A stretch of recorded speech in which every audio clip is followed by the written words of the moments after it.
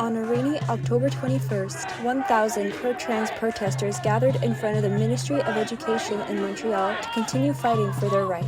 This is the second nationwide counter-protest for trans rights following the first protest 1 month ago. Trans rights are human rights!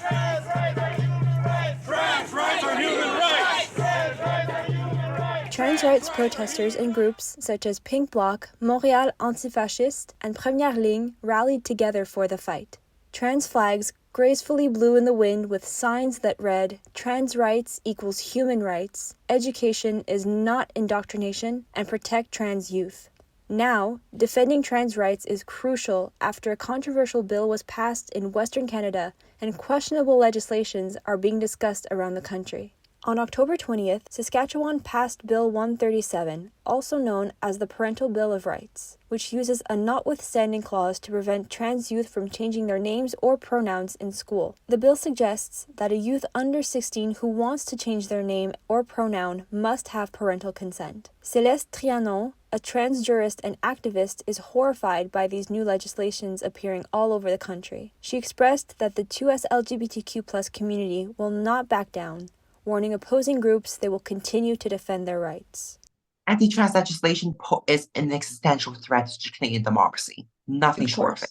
And everyone should be concerned, even the very groups, especially Muslim conservative groups, which depend from this very Canadian charter to defend its rights.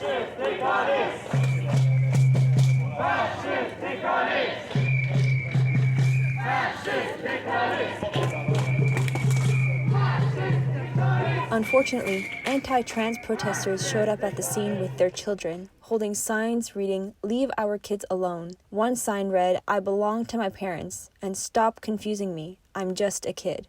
A pro-trans protester, who will remain anonymous, believes the group's mission to protect their children from the indoctrination of sexualization and gender identity is causing more harm than it is trying to protect the kids. They have no idea what they're really doing, and it's just their parents sort of teaching them this hate. And it's just like, it makes me sad because if any of them are trans, they're just taught from the beginning to hate themselves pretty much, and they don't have any protection. They're not being protected, Fight back! Fight back!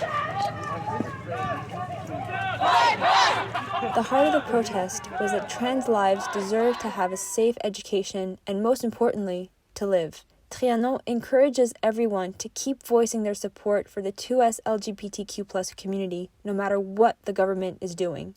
Things are not going to change unless the general population wakes up to this. Anti-democratic movements must face resistance from populations. There's a reason why so many of our civil rights have been acquired through protesting, through striking, through acting as people against institutions in power.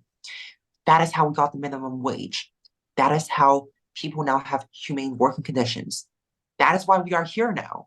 That is why we have our very Canadian charter, our Quebec charter, and all these other protections which have been codified in law for decades now. That is why women can now vote. And that is why I can actually, exist in the society. I'm Emma McGillis with The Concordian.